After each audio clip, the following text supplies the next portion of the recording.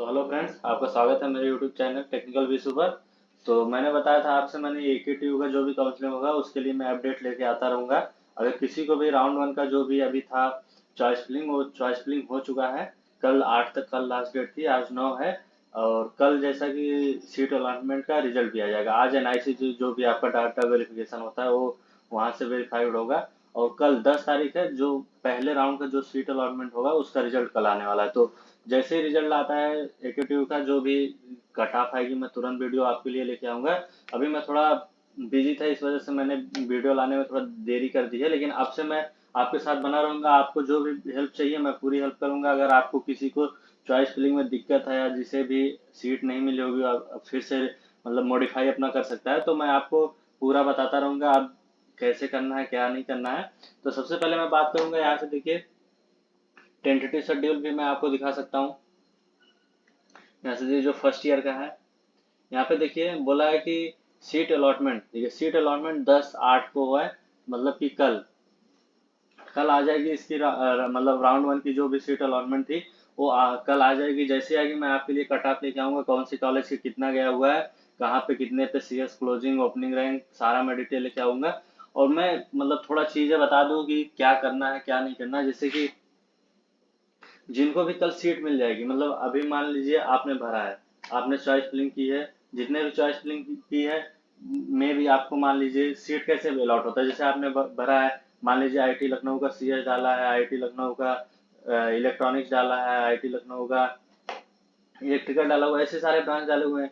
फिर आपने मान लीजिए BIT का डाला हुआ है, फिर KNIT सुल्तानपुर का ऐसे डाला हुआ है। तो मान लीजिए आपको KNIT सुल्तानपुर में इलेक्ट्रिकल मिल गई, ठीक है। तो ऊपर से नहीं, जो आपका कट ऑफ जो बनता है ना, तो नीचे से जितने भी कॉलेज रहेंगे तो नीचे से ऊपर तक जाता रहेगा। जो आपके कट ऑफ का मेन, मान लीजिए यहाँ पे मान लीजिए KNIT का मान लीजिए 80,000 गया इलेक्ट्रिकल। KNIT का अगर आपकी 80,000 रहेंगे तो आपको पहले KNIT की इलेक्ट्रिकल मिलेगी।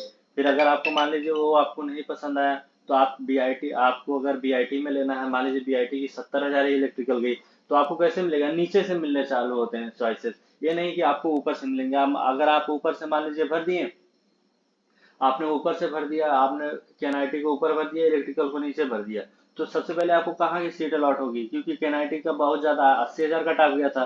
तो आपको पहले KNIT का ही मिल जाएगा, तो ऊपर मिल जाएगा। फिर आप सोचेंगे अगर हमको IIT लखनऊ का मिल जाए, तो ये पॉसिबल नहीं है, क्योंकि आपको पहले जो ऊपर ऊपर की चॉइसेस मिल गई तो फिर आप नीचे नहीं आ सकते। इसलिए नीचे से कट ऑफ बनती है। जो आप लोअर कॉलेज में मान लीजिए आपकी आपको मिल गई, फिर आप टॉप वाले जो ऊपर डाले हैं, तो आपको अगर ये पसंद नहीं है तो ऊपर वाले मिल जाए, ये होता है। तो ऐसे मान लिया आपको बांदा मिला है, फिर BIT मिल जाए, ऐसे होता है। ये नहीं कि आपको टॉप कॉलेज नीचे डाले हैं, तो ये बहुत गलती होती है। तो सबसे पहले क्या करना है, अगर आपको कल सीट मिल रही है, अगर आपको कल सीट मिल रही है, तो अगर सीट मिल रही है तो आपको सबसे पहले क्या करना पड़ेगा, 20,000 पेमेंट करने का या 12,000। जो भी मतलब जनरल OBC के हैं उनको 20,000 पेमेंट करना पड़ेगा, जो SC ST के उनको 12,000 पेमेंट करना पड़ेगा। अगर आप पेमेंट नहीं करते हैं, 20,000 12,000 पेमेंट नहीं करते हो, तो आपको आपका सीट कैंसिल हो जाएगा, आपको सीट नहीं मिलेगी। मेन दिक्कत ये है, आपको सीट नहीं मिलेगी। आपको 20,000 और 12,000 पेमेंट करने ही पड़ेंगे। और ये मत डरिएगा कि आपका ये फीस कहाँ जाएगा। ये आपके जब जब आप फी पे करने जाएंगे, तो वहाँ पे कॉलेज पे आपकी ये पेमेंट हुआ रहेगा। आपको बस रिसिप्ट लेके जाने होंगे, ये पैसे कट जाते हैं। इसकी टेंशन नहीं लेना है कि मैं 20,000 कर दिया तो ये पैसा कहाँ चला जाएगा, इसका बिल्कुल भी टेंशन नहीं लेना है, आपके फी में कट जाएगा। इसके बाद क्या है, जिनको सीट नहीं अलॉट हुआ है वो अपना चॉइस फिलिंग फिर से एडिट कर सकते हैं। ज्यादा कट ऑफ, ज्यादा हायर कॉलेजेस के डाले हैं, आपकी कट ऑफ बहुत, आपकी रैंक बहुत मतलब आई है 1.5 लाख 2 लाख, तो आपको थोड़ा कॉलेजेस चेंज करने पड़ेंगे, ताकि आपको कोई कॉलेज मिल जाए। थोड़ा चॉइसेस और बढ़ाने पड़ेंगे, ताकि टॉप कॉलेज को छोड़ के जो भी REC वगैरह है वहाँ पे आपके कॉलेजेस मिल जाए। तो थोड़ा चॉइस आपको मॉडिफाई करना होगा, चॉइस आप ज़्यादा डाल दीजिए, लोअर ब्रांचेस भी डाल दीजिए अगर आपको कॉलेज लेना ही है। फिर देखिए, जो जिनको मान लीजिए मिल गई, आपको मान लो मिल गई सीट अलॉट हो गई, आपने फी पेमेंट कर दिया है, फिर देखिए ऑनलाइन विलिंगनेस होता है। ऑनलाइन विलिंगनेस में फ्रीज फ्लोट होता है, फ्रीज फ्लोट होता है ना। तो फ्रीज करने पे जैसे आपको मान ले आपको IIT में CS चाहिए था और आपको CS मिल गया, तो आप उससे खुश हैं, आपको आप कोई सीट नहीं चाहिए, तो क्या कर सकते हैं, आप फ्रीज कर सकते हैं, आपकी फिर सीट चेंज नहीं होगी। लेकिन अगर आपको चाहिए कि मान लीजिए आप BIT में इलेक्ट्रिकल पाए हैं, आप चाह रहे हैं कि मुझे CS मिल जाए BIT में, तो क्या करना पड़ेगा, आपको फ्लोट करना पड़ेगा। जो आपको सीट मिली है वो सीट अगर आप फ्लोट कराना चाहते हैं, तो आगे की सीट के लिए जाना चाहते हैं, दूसरे क्लास कॉलेज में भी सीट चाहिए, तो आपको फ्लोट करना पड़ेगा, फ्रीज नहीं करना पड़ेगा। अगर फ्रीज कर दिए तो फिर आपको कोई कॉलेज में नहीं मिलेगा, जो आपको ब्रांच मिला है वहीं पे आप रह जाएंगे। तो ये चीज़ का ध्यान रखना है ऑनलाइन विलिंगनेस का। इसके बाद देखिए, बहुत लोग बता रहे हैं कि आपको स्लाइड स्लाइड का भी ऑप्शन आएगा, तो अभी स्लाइड का ऑप्शन नहीं है। जैसे 4 राउंड होता है, तो 4 राउंड जब आपका हो जाएगा, आपका जो अलॉटमेंट का चौथा राउंड हो जाएगा, जब आपको सीटें मिल जाएंगी, तो चौथे राउंड के बाद आता है 5वें राउंड में इंटरनल स्लाइडिंग। जैसे आपको किसी कॉलेज में सीट मिला हुआ है, मान लीजिए केमिकल मिला हुआ है कहीं ब्रांच में, तो अगर वहां पे आप इंटरनल स्लाइडिंग डालेंगे, तो जो कुछ बच्चे जो सीटें छोड़े रहते हैं, तो उस जैसे सीएस वाला छोड़ दिया तो आईटी वाला चला जाता है, आईटी वाला छोड़ दिया तो उसमें इलेक्ट्रॉनिक्स चला जाता है, ऐसे ऐसे ऊपर आते रहते हैं। तो आपको मान लीजिए केमिकल मिला है, तो आपको बहुत ज़्यादा चांसेस हैं कि आपको इलेक्ट्रिकल मिल जाए, इलेक्ट्रॉनिक्स मिल जाए।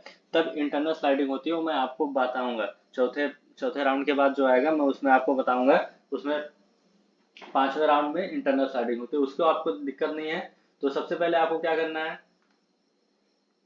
कल अगर आपको सीट मिलती है, जैसे मैं खुद ही वीडियो लाऊंगा, और जिसको भी दिक्कत है, कोई भी दिक्कत हो, मुझे मैसेज कर सकते हैं, मुझे आप मुझे कमेंट में बता सकते हैं, मैं आपको अपना पर्सनल कांटेक्ट दे दूंगा। आप वहाँ पे मुझे डीएम कर सकते हैं। मैं आपका चॉइस फिलिंग चेंज कर सकता हूँ, लॉक कर सकता हूँ। और जिनको भी दिक्कत है कि मैंने लॉक नहीं किया, ये नहीं किया है, तो कोई दिक्कत नहीं यार, अपने आप लॉक हो जाता है। अगर आपने वो टाइम के अकॉर्डिंग, आपको 9 बजे तक 10 बजे तक जो भी टाइम रहता है, अगर आपने लॉक नहीं किया है, तो फिर अपने आप लॉक हो जाता है, उसके लिए आपको दिक्कत नहीं है। फिर अगर किसी को दिक्कत होगी सेकंड में, जिसको नहीं मिला है, उसको अगर चॉइस फिलिंग में कोई दिक्कत है, वो मुझसे कांटेक्ट कर सकता है। मैं उसका पूरा चॉइस फिलिंग अच्छे से भर दूंगा, कोई दिक्कत नहीं होगा। तो कल अगर आपको सीट मिली है, आपको 20,000 12,000 पे करने होंगे, सबसे पहला काम इसके लिए। फिर इसके बाद देखिए, इसको भी टाइम दिया 12 तक आप कर सकते हैं, 100 मतलब 12 तक आपको करना होगा। फिर इसके बाद बीटेक वालों के लिए मैं बात बता रहा हूँ। फिर इसके बाद ऑनलाइन बिलिंगनेस भी उसी टाइम पे करना है। फिर इसके बाद देखिए, राउंड 2 स्टार्ट होगा चॉइस फिलिंग, जो अल्टरनेशन एंड लॉकिंग होगा, वो 13 से लेकर 14 तक होगा। तो इस बीच में जो भी जिसे भी दिक्कत हो, मुझे 12 को ही मैसेज कर देना है, जैसी सीट अलॉट होगी मैं उसको आपका चेंज कर दूंगा। फिर इसका भी सीट अलॉटमेंट 16 को आएगा, फिर जैसा आएगा मैं आपको बताता रहूंगा। आप रेगुलर आपको वीडियो आते रहेंगे, इसके लिए आपको टेंशन नहीं लेना है, आपको मैं पूरा काउंसलिंग करवाऊंगा ये एटीट्यूड का। तो मुझे ज़्यादातर, जहाँ तक आपको मैं बोलूँ, तो आप ज़्यादातर चांसेस रहिए कि आईआईटी लखनऊ में ले लीजिए, या फिर बीआईटी झांसी में ले लीजिए, या एनआईटी सुल्तानपुर में ले लीजिए, क्योंकि यहाँ पे थोड़ा यार इंफ्रास्ट्रक्चर अभी सही है। अगर आप आरईसी वगैरह में जाएंगे, तो वहाँ पे अभी हॉस्टल्स उतना ज़्यादा नहीं है, कैंपस भी उतना बड़ा नहीं रहता है, एक ही हॉस्टल आता है, उसी में मतलब कुछ टॉप वालों को देते हैं और बाकी को नहीं मिलता है, बाहर लेके रहते हैं, तो बहुत दिक्कत होती है। तो अगर अभी 3 कॉलेजेस में जाते हैं, तो यहाँ पे थोड़ा हॉस्टल वगैरह की फैसिलिटीज है, तो ज़्यादा दिक्कत नहीं होगा आपको। बाकी जैसा होगा मैं आपको डिटेल देता रहूंगा।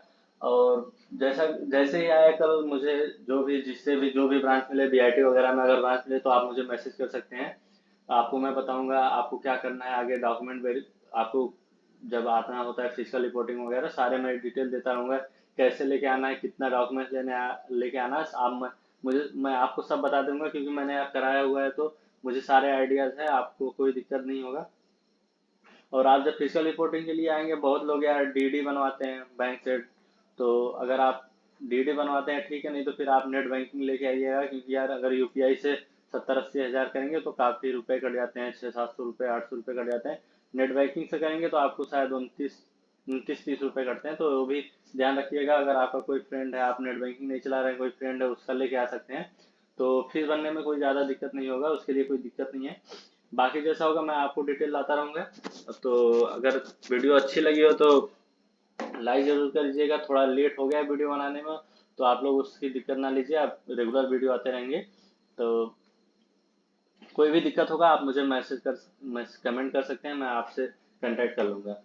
और मैं आपको बता दूं कहाँ से कैसे पता कर सकते हैं कौन सी ब्रांच कहाँ पे है। इसके लिए मैं एक अलग से सेपरेट वीडियो डाल दे रहा हूँ, आप वहाँ पे लिंक दे दूंगा, आप वहाँ पे जाके देख सकते हैं। तब तक के लिए मैं इतना ज़्यादा लंबा वीडियो जाएगा तो फिर अच्छा नहीं होगा। मैं आपको बता दूंगा कि कहाँ पे कैसे पता करें कौन सा ब्रांच है। बाकी अगले वीडियो में लाते हैं। धन्यवाद।